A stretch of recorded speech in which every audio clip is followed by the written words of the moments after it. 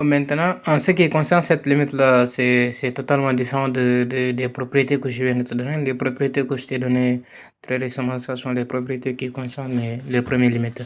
Maintenant, ça, comme tu l'avais essayé, tu avais essayé de transformer, bah, je vais essayer de t'imiter. Pour le moment, j'ai rien fait, donc ça donne exponentielle de 2x moins 1 sur exponentielle de x sur x. C'est ce que tu avais écrit. Non, j'ai oublié la limite ici. Il faut jamais l'oublier. Ouais. Donc, c'est égal à, encore, limite, quand x tend vers 0 de exponentielle de, tu peux essayer de réduire au même dénominateur ici. Donc, ça donne exponentielle de 2x fois exponentielle de x, ce qui donne exponentielle de 2x plus x, ça donne exponentielle de 3x. Ouais. Moins 1 sur exponentielle de x, le tout sur x. C'est ce que ça me donne. Maintenant, ça c'est égal à quoi? Je peux amener ça, par exemple, ça c'est la division de deux fractions, donc on multiplie le premier par l'inverse du deuxième, ce qui me donne quoi? Limite quand x tend vers 0 de exponentielle de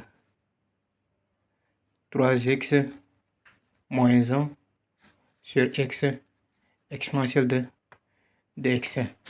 Maintenant, puisque, voilà, attends, je m'attends bien à quelque chose, c'est pourquoi je vais essayer souvent les transformations, il ne faut pas transformer pour transformer. Les transformations, il faut voir quelque chose dedans. Donc, je vais dire que c'est limite quand x tend vers 0 de exponentielle de 3x moins 1 sur x multiplié par 1 sur exponentielle de x. N'est-ce pas? Maintenant, je vais essayer de décomposer chaque limite à part. Donc, la limite de ces deux, c'est la limite de ça fois la limite de ça en 0. C'est égal à, alors, la limite de quand x tend vers 0 de exponentielle de 3x moins 1 sur x multiplié par limite quand x tend vers 0 de 1 sur exponentielle de x. On sait que cette limite-là, c'est bien défini en 0, c'est 1. Exponentielle de 0, c'est 1. 1 sur 1, c'est 1. Maintenant, le problème, c'est 1 peu ici.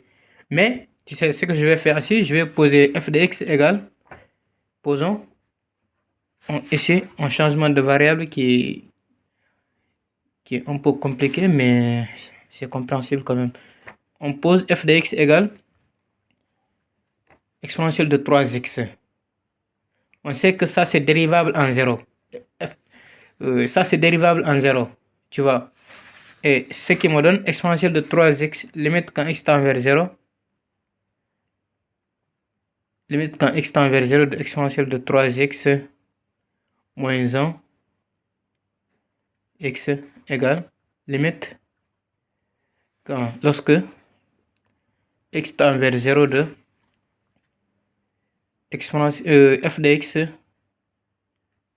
de x moins f de 0. Tu sais pourquoi j'ai mis f de 0? Parce que tu sais, j'ai posé, en fait, elle est où? J'ai posé exponentielle de 3x, f de x égale exponentielle de 3x, je le remplace par sa valeur. Tu vois? Et on sait que f de 0, c'est exponentielle de 3 fois 0, donc ça donne exponentielle de 0. Exponentielle de 0, c'est 1. C'est pourquoi j'ai remplacé ça en la part, moins f de 0.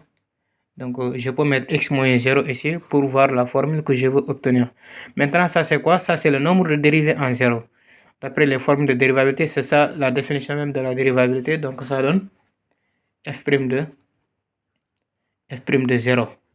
Mais f' de 0, déjà j'avais posé f de x égale exponentielle de 3x, f de x égale exponentielle de 3x, n'est-ce pas? Maintenant, f' de x, je peux le calculer. Et ensuite, la définition même de la fonction exponentielle, c'est la seule fonction dont sa dérivée est égale à elle-même. Voilà. Maintenant, f' de x, c'est 3 exponentielle de 3x. Maintenant, f' de 0, égale 3 fois exponentielle de 0, c'est égal à 1. À la fin, ce qui me donne limite de x tend vers 0 de exponentielle de 3x moins 1 sur x égale, ouais, c'est bien 3 fois exponentielle de 0. Là, j'ai fait une erreur. J'ai fait une erreur, donc c'est 3 ici. La limite, c'est 3 ici. Parce que 3 fois 1, c'est 3.